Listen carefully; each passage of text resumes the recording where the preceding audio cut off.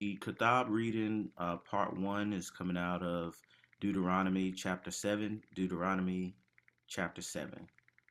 So, Deuteronomy chapter 7 and 6, it says, "For thou art an holy people unto Yahweh the Elohim. Yahweh the Elohim have chosen thee to be a special people unto himself, above all people that are upon the face of the Arataza.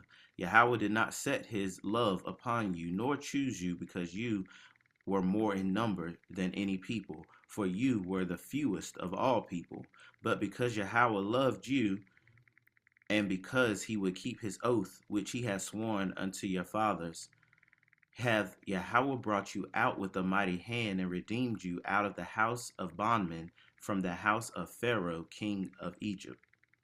Know therefore Yahweh the Elohim, he is Elohim, the faithful Elohim, which keepeth covenant and mercy with them that love him, and keep his commandments to 1,000 generations, and repayeth them that hate him to their face, to destroy them. He will not be slack to them that hateth him, he will repay him to his face. Thou shalt therefore keep the commandments and the statutes and the judgments which I command thee this day to do them. Wherefore it shall come to pass, if ye hearken to these judgments and keep to do them, that Yahweh the Elohim shall keep unto thee the covenant and the mercy which he sware unto thy fathers. And he will love thee and bless thee and multiply thee. He also will bless the fruit of thy womb, the fruit of thy land, thy corn, thy wine, and thine oil, the increase of thy kind, and the flocks of thy sheep, in the land which he sware unto the fathers to give thee.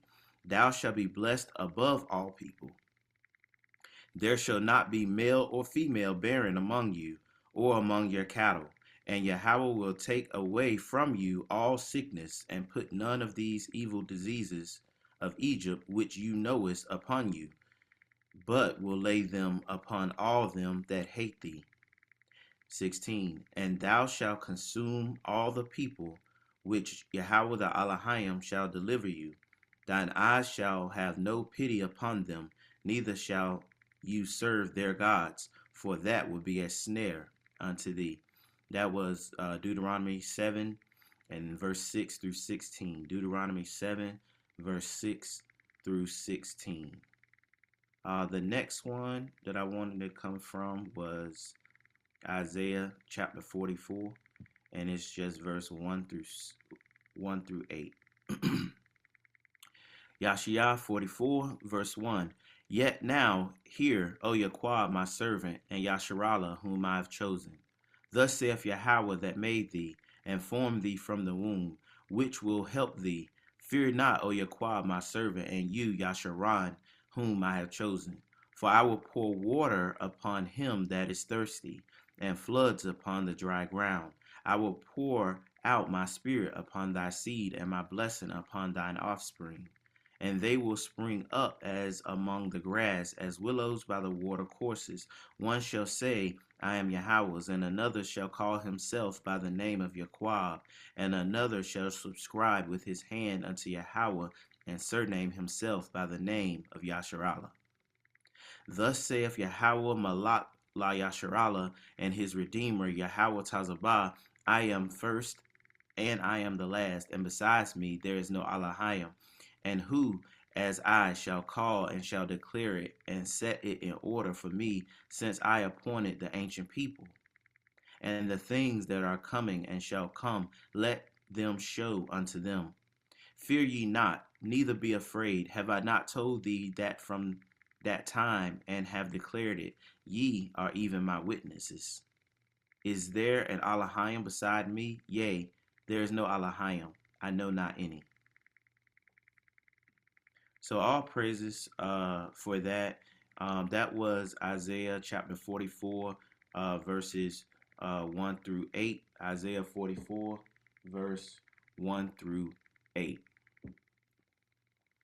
So before I get started with the class, did anyone have anything they wanted to share?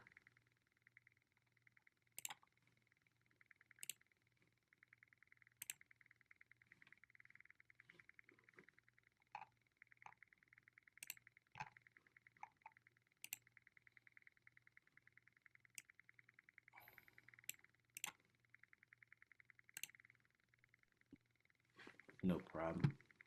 No problem at all. All right. So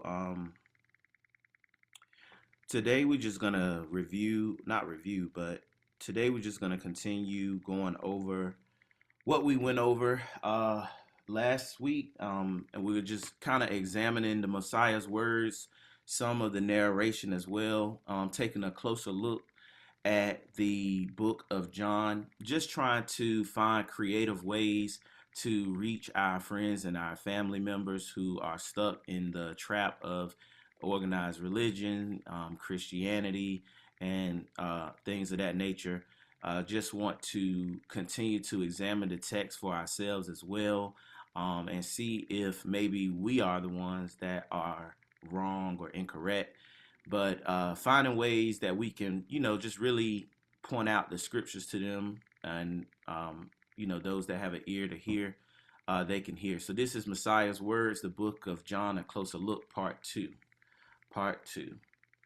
So starting off, we kind of went over this last week, but I just wanted to cover it again real briefly, super brief, just to say, man, the Most High, he really deals with his people in a special way, very different than the way, he deals with the other nations. Um, and just the fact that there's a certain season of the year where there's an angel that troubles a certain body of water, and the person who's first after the troubling of the waters can get healed from any sickness and disease. I mean, that's like some movie type comic book Lazarus pit supernatural, type stuff. So I just wanted to just bring that up, like what, like we really be skipping over, how crazy some of those things are. Um, but that's not really, we kind of covered it last week, so I didn't have much more than that, just to say that, it's really wild. So we kind of mostly jumping into chapter 6, 7, and 8 today. Couldn't really get further than that. Um, it's not too long, but I did have something in here for Zamaria, which is funny that you popped online, but I kind of got stuck into the language, and it just took up most of the class for today. But um, first off, John 6:44 is one of our favorites, and though we are trying to find ways to continue to reach our brothers and sisters, aunts, uncles, mothers, and fathers in trying to restore them back to the covenant, we got to also remember that it's the Most High's will for certain ones to be chosen, certain ones to hear his word and to accept his word and to come back. So John 6:44 says, "No man can come to me except the Father which have sent me draw him, and I will raise him up in the last day." He also says this again in 65, and he said, "Therefore said I unto you, that no man can come unto me except it were given unto him of my Father."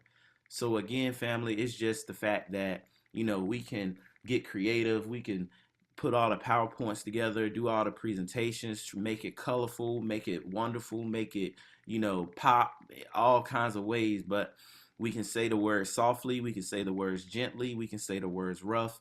If it's not of the Father's will for them to come back to the Messiah, the true Messiah, and hear the Most High's words, then it's just not going to happen. So just keep that in mind. Let's not be too hard on ourselves or wear ourselves down trying to figure this thing out, why sometimes our other family members may not be able to receive this message. It's up to the Messiah, it is up to his son, and you know, it's in their will, it's in the Father's will for that to be done. So all praises for that.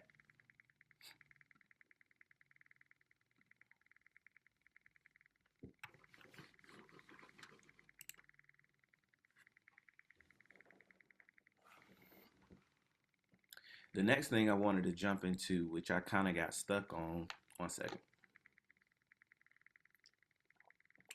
was the bread of life in John 6. So that was the next chapter that that was the next chapter that we were on. We kind of mostly covered 5.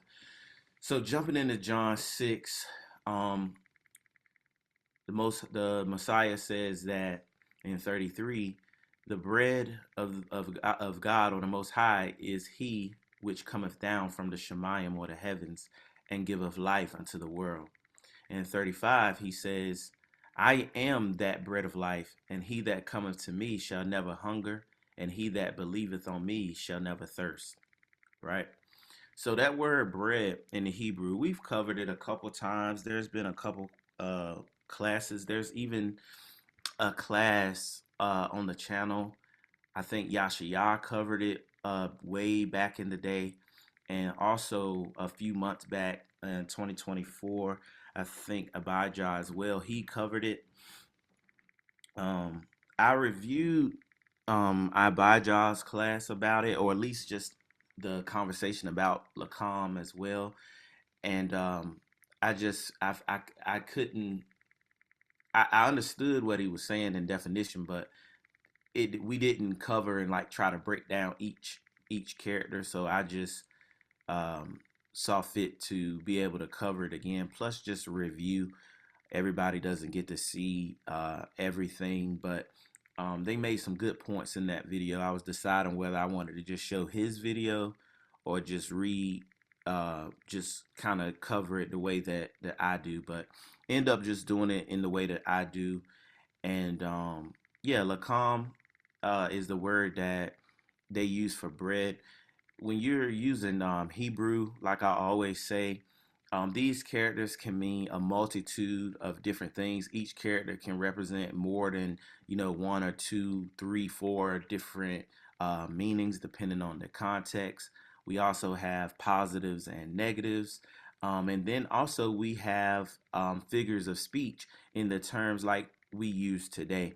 And this word is a word that encompasses all of those things: figure of speech, meaning something positive, meaning something positive for one group and negative for one group. So, lakam, bread. According to the Strong's Blue Letter Bible, Strong's definition, lakam, it just represents bread. It can represent food. It can represent meat, some type of provision as well. You see up there, victuals, something to eat. It can represent pretty much just a nourishment of some sort, and it's often used for bread. So with lakam, we have the la, the cha, and the ma. The la represents a shepherd's staff. The cha can represent a tent wall, and the ma can represent water or sometimes blood as well, water or blood as well. So with the la, starting off with the la, shepherd staff or representing of the person carrying the shepherd staff, which will obviously be the shepherd. The shepherd does a lot of things. He binds the sheep, he gathers the sheep, he shepherds the sheep into the inside the fence area. He leads them, and when they hear his voice, they move. So the shepherd, that's pretty much his function. With the cha, the tent wall is used to sustain, it's used to protect, it's used to house his people or the sheep, which would be us in this case. It's also an enclosure, it's also a fence, right? Then the ma can represent living waters. The ma can represent, living waters, which the living waters pertains to life. The living waters pertain to life. So with all that together, I came up with a shepherd leading and sustaining his people with living waters. A shepherd leading and sustaining his people with living waters. Just to give anybody just an opportunity, if they had a quick comment or anything about that, feel free to unmute.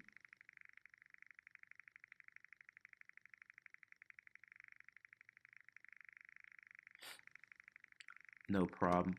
And just continuing going back to John 6, I believe, 32, 32, he says, "Verily, verily, I say unto you," John 6 and 32, "Moses gave you not the bread from heaven, but my Father giveth you the true bread from heaven." Right? And he says that the true bread from heaven, he said, the bread of God is which cometh down from heaven and giveth life unto the world. And Yahushua said unto them, "I am the bread of life, and he that cometh to me shall never hunger, and he that believeth on me shall never thirst." So with this having multiple meanings, I meant to apologize in advance to the new people, maybe someone who would be new that sees this, in the future. It could be a little bit deeper than I like. I try to keep some of these recent classes simple as possible, but most of y'all are not new people, so for y'all is cool. But just wanted to put that out there. So again, we covered it from one aspect, but then when you look at this verse 33 and 35, and he says that he gives life unto the world, and those that cometh unto him shall never hunger, and they shall never thirst. So the shepherd is the one that comes out of the heaven, which is him, Yahushua, or Christ, right? Now, the tent wall, the place that is being sustained and protected is Yasharallah, is the 12 tribes, is Yerushalayim, right? So the world that he's talking about can be represented by the Cha, the 12 tribes, the shepherd bringing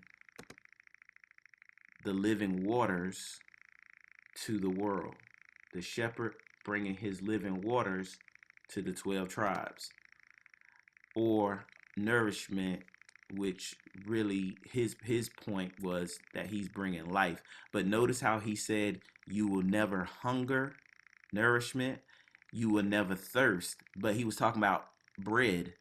So why would he talk about never thirsting if it is just meaning just a piece of bread?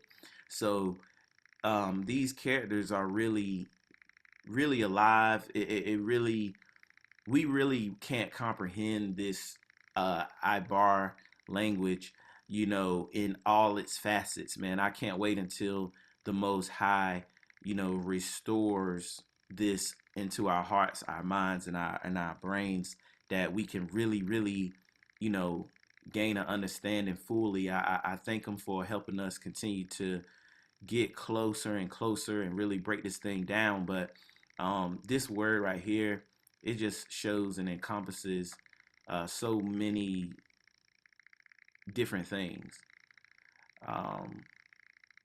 Naraya would like to say that it could be the shepherd of eternal power or strength.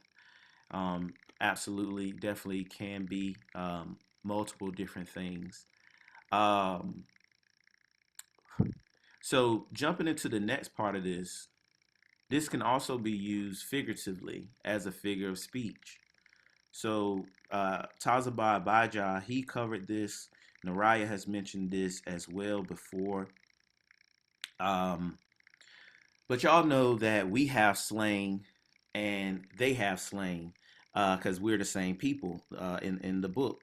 And things like this really prove it to me that these people are us. These are our ancestors, our forefathers, and our foremothers.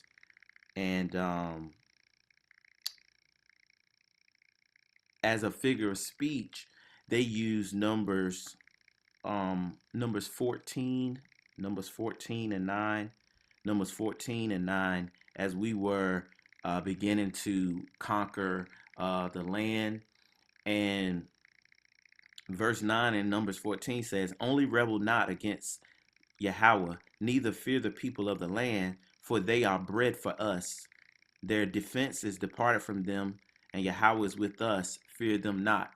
So he says they are bread for us, they're food for us. I don't know if Zamaria, if you can unmute, or you free, or you listening, but have you ever heard the term in any type of competitive way where they're like, oh, he food, or they food? Con. Right. So ain't it funny how they use that term back then in the ancient text, saying, we gonna devour them, or pretty much like in boxing, Floyd Mayweather, they easy work. It's easy work. Um, so I mean, it's really powerful that this language, man, they can't really fully understand, because obviously if this one word is used as a figure of speech, then how much more? As we know how much slang that we have, we're no different than them. So it's many, many, many more, I'm sure, that we'll discover, as we go on. So being that Salak, it's a figure, somebody had something? yeah. I was just gonna say, man, it's funny. I saw Naraya's comment. Shaq always talking about the barbecue chicken thing. But also I was gonna say a precept would be with what Solomon was talking about, man. It's really nothing new under the sun. Even with I know we say this all the time, even with our glyphs, it's funny how they got emojis these days, you know what I'm saying? So there's nothing original about, what I'm saying, not necessarily our creators, but the things that we see in modern day times, man, they got them from somewhere. They got everything, even our slang, from somewhere, man. So yeah, that is a byword or a product of seeing that, we the people, man. We the salt of the earth. Absolutely. 2 slides from now is your slide. 2 slides from now is your slide.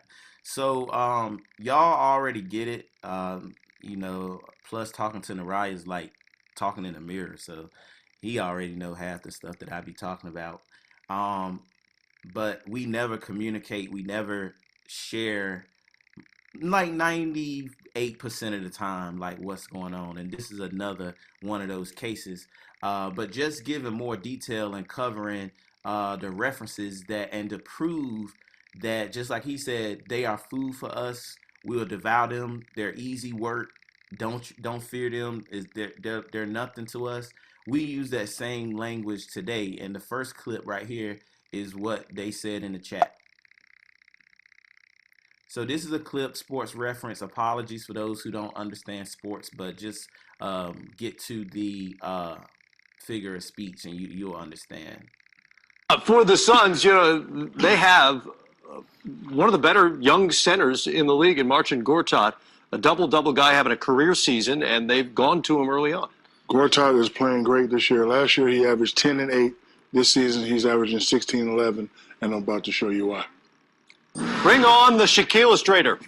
Right now he's posting up a little guy, and Steve Nash, you know what he's going to do, but when you post up this high, you give the guy a push and you have a lot of room. So Steve Nash does what he does, makes a great pass. 2 easy points for Gortat. The next play, Gortat is going to set a screen for Dudley. And then when Dudley comes off, one of the greatest pick setters in the game, Steve Nash, is going to reward his big man by setting a pick for his big man. Gortat gets the ball, jump hook off the glass, bam, another 2 points. And this is why I really like him. He's the son of a professional boxer named the Polish Hammer, and this is what he gives us right now. In the post, right now, we call that barbecue chicken. Barbecue chicken? That guy right there is too little. And Oh, not like that. Throw it down, and this is why this guy's having a hell of a year, 16 and 11. So he said, if it's a big man that gets a smaller guy in the post, he calls it barbecue chicken, because he's gonna eat him up, meaning he's food for him, meaning he's easy work. So it's very funny that we use that language back then, and then you see us using that same language today.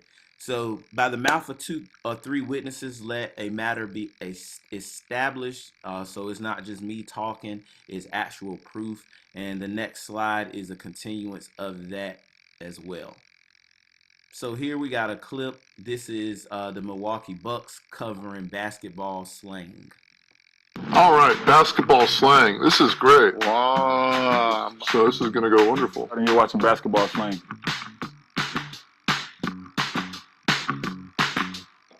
Baby food. Like they don't belong in the paint basically. Like they're a fish in the paint. Easy to finish on. You know, rock the baby. Someone's very like small, trying to guard someone's very big or strong. Like barbecue chick. It's all you can eat. It's the chicken. Finger looking good, baby food. So it's time to eat. So they use baby food. So they use food specifically, just like he says, our food are they. Meaning that when a defender is too small and the player on offense can score against them easily, or if you see them in a fight or a war or a battle, when he said they're food for us, it means we're gonna devour them, destroy them, eat them up. And that word that he used there was lakam. So before I move on to the next part, did anyone have any comments about that?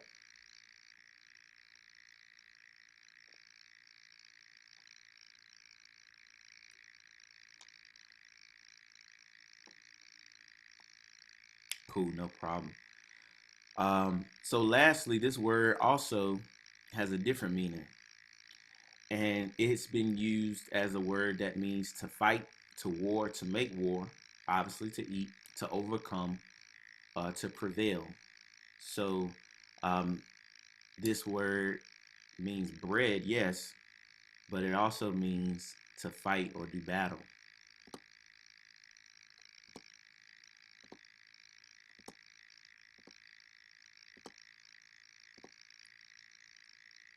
So in this case, we still have the shepherd, the leader. The tent wall is used to surround or means surround, or it's used obviously as protection if it's talking about, the tent wall around Jerusalem or Israel.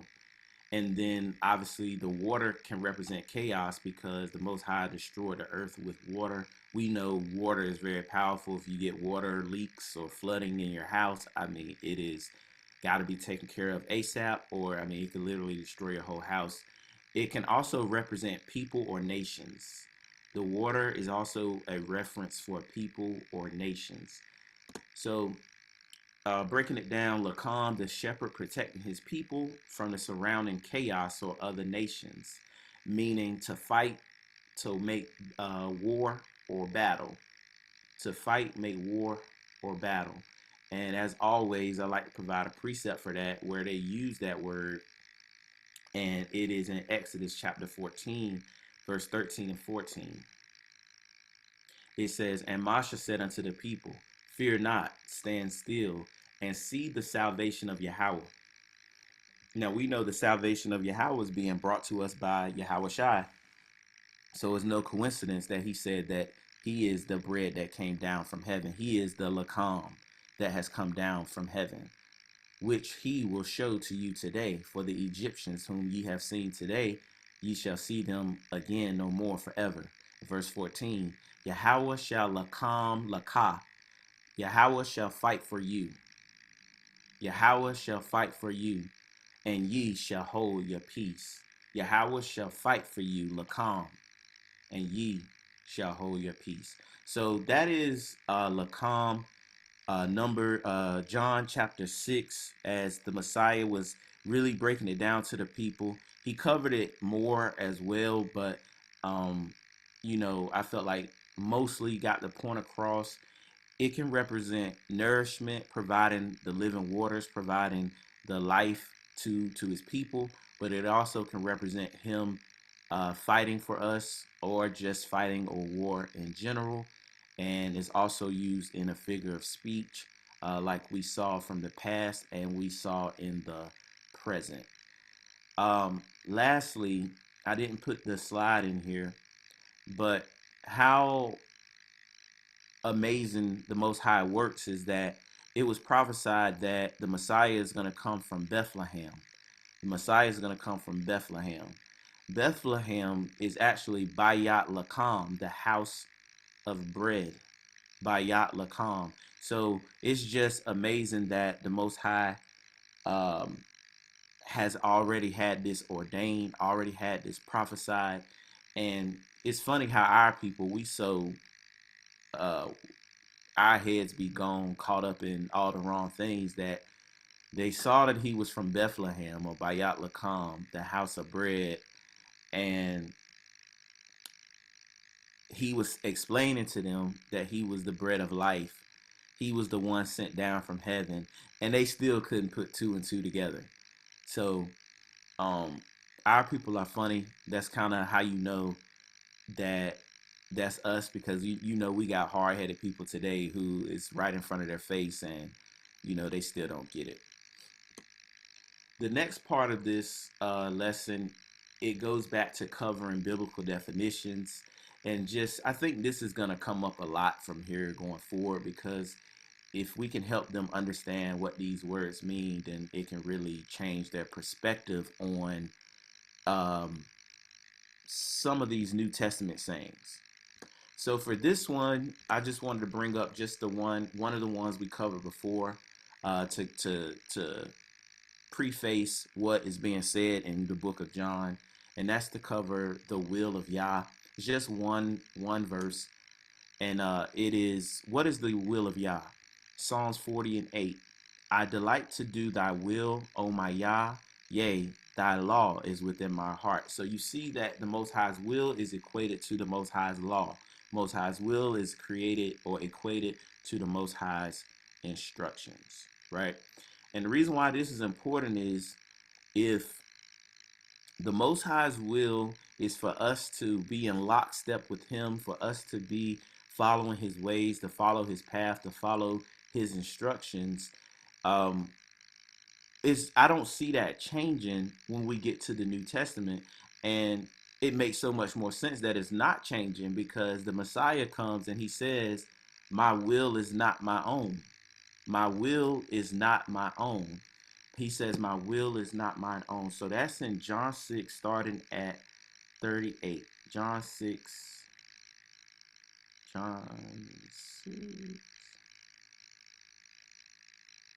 and 38. All right. John 6, it says, For I came down from heaven not to do my own will, not to do my own will, but the will of him that sent me. And this is the Father's will which hath sent me, that of all which he hath given me I should lose nothing, but should raise it up again at the last day.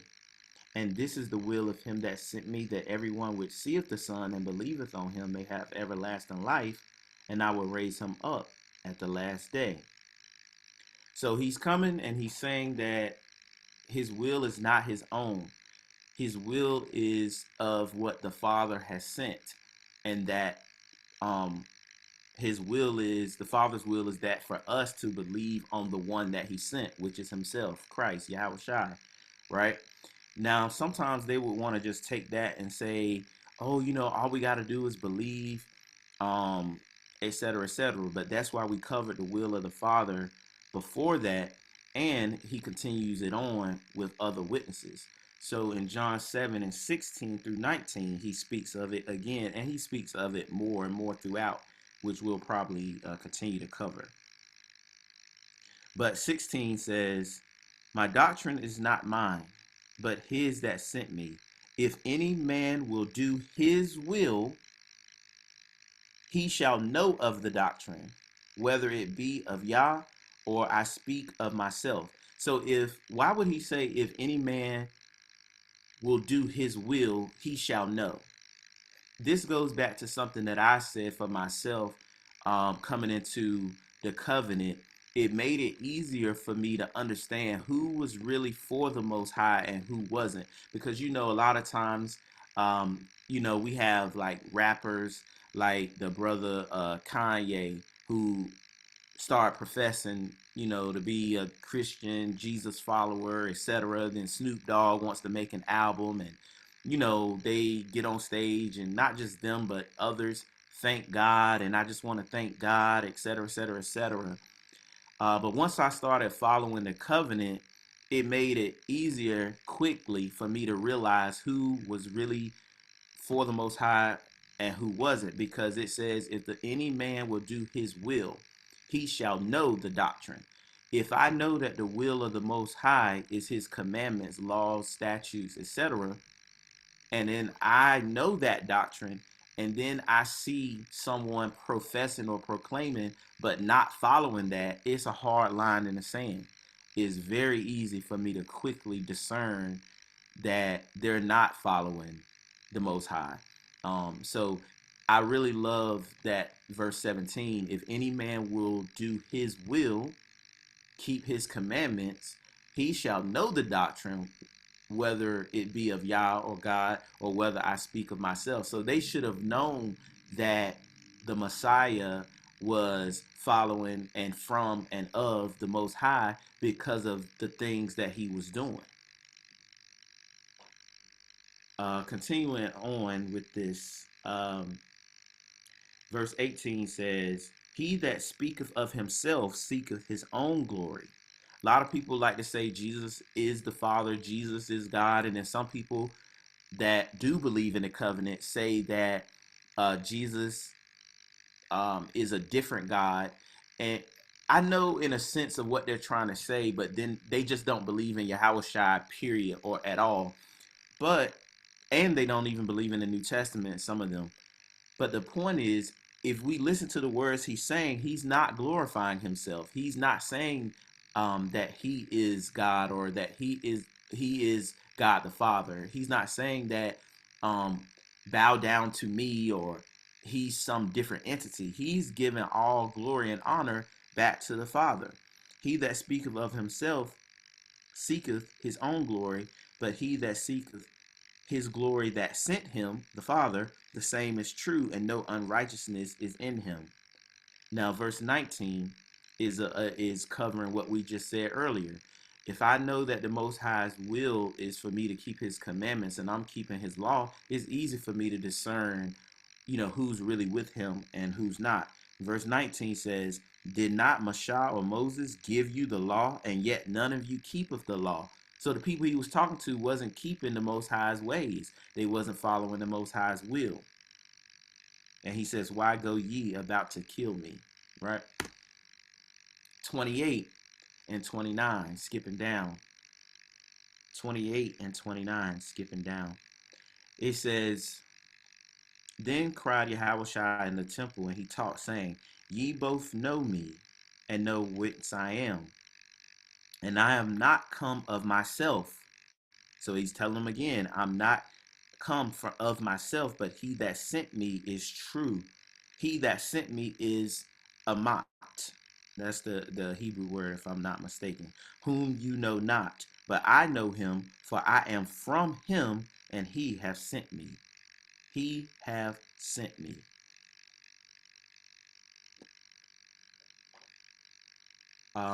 And now he jumping over to John chapter 8. He repeats this. He repeats it again, just drilling it home that he is not come of himself. He didn't come to do a different mission or try to veer off.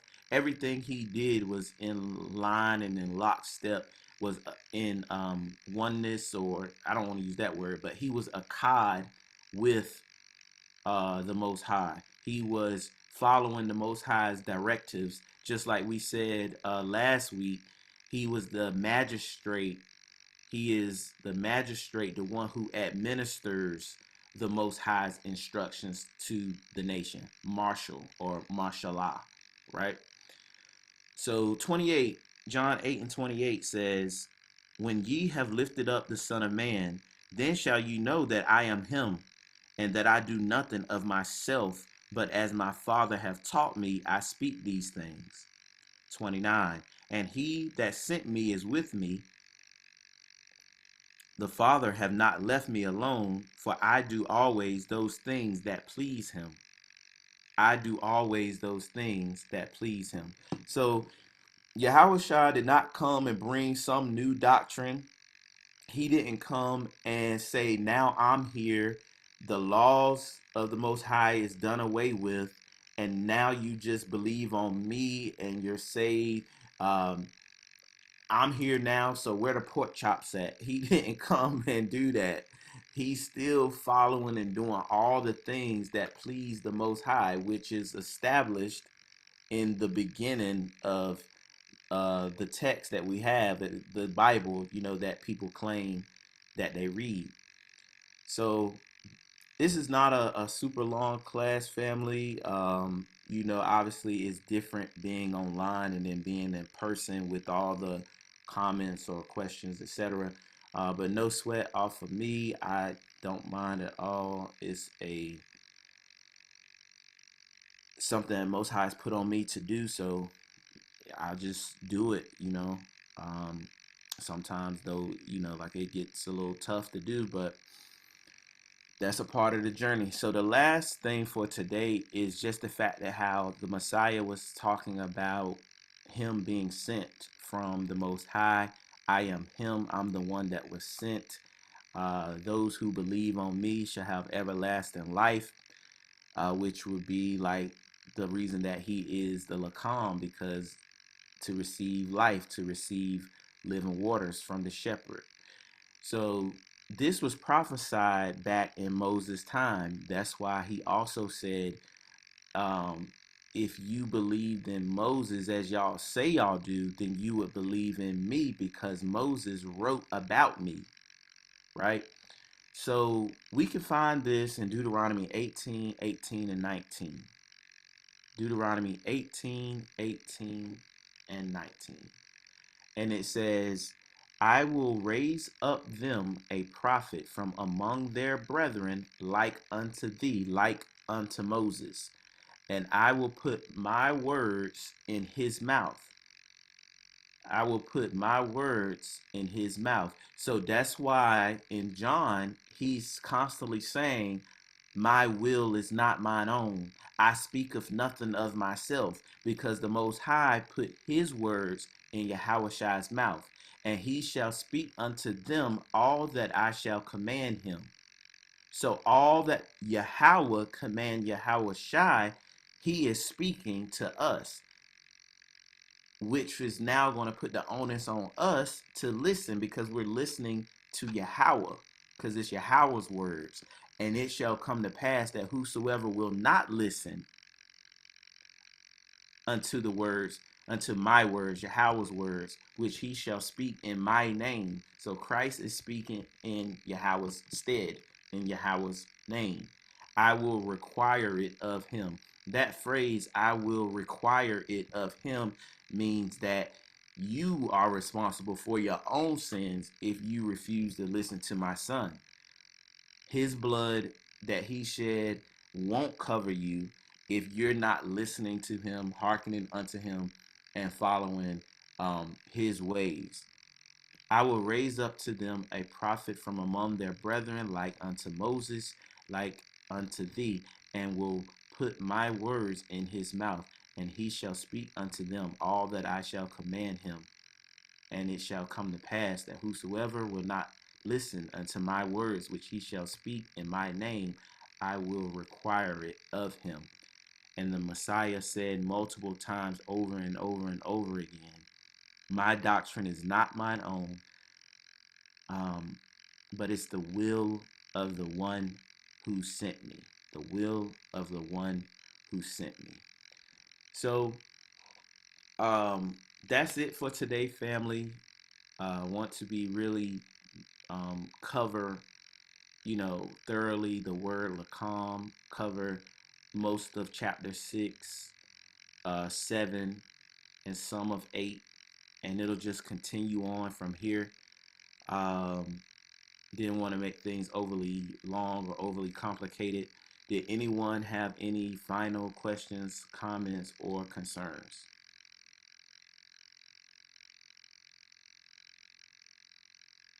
Real quick, can I be heard? Uh, Can be heard clear, Shamar? Colin. Yeah, I just wanted to comment on what you just said in regards to reading Deuteronomy 18:18. And it said, the Most High will raise up a prophet among your brethren, such as like yourself, like Moses.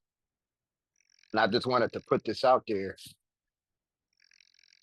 Moses, when he led the people, made a distinction that there were some people that the Most High commanded to be utterly destroyed. So when Moses, one of the greatest of prophets, was leading the people, there was no place in the time of him leading the people where it said that everybody was God's people and they would all dwell in harmony together. There were people where Moses was commanded by the Most High to tell the people, don't make any leagues with them, don't make any friendships with them, don't give your daughters or sons to marry they sons and daughters, utterly destroy them. So I just wanted to point that out for anybody who listened to this at another time. The Messiah being raised up like Moses is speaking the words of Yah from the days of old. And that commandment and that covenant still stands today. But I'll yield with that. All praises, all praises. Khan, and that's why Lakam means to make war or fight or battle, as well as provide nourishment, because there's prophecies of the Messiah restoring and giving everlasting life to his people, but there's also prophecies of the Messiah um, bringing war and destruction um, and chaos to his enemies and to the enemies of the 12 tribes as well. So even within the tribes, if you're not following the ways of the Most High, then you're none of his.